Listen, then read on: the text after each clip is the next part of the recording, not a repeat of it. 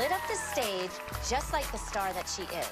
I can only hope that this trio scores well because Abby will never stop punishing Kendall for missing booty camp unless these kids win.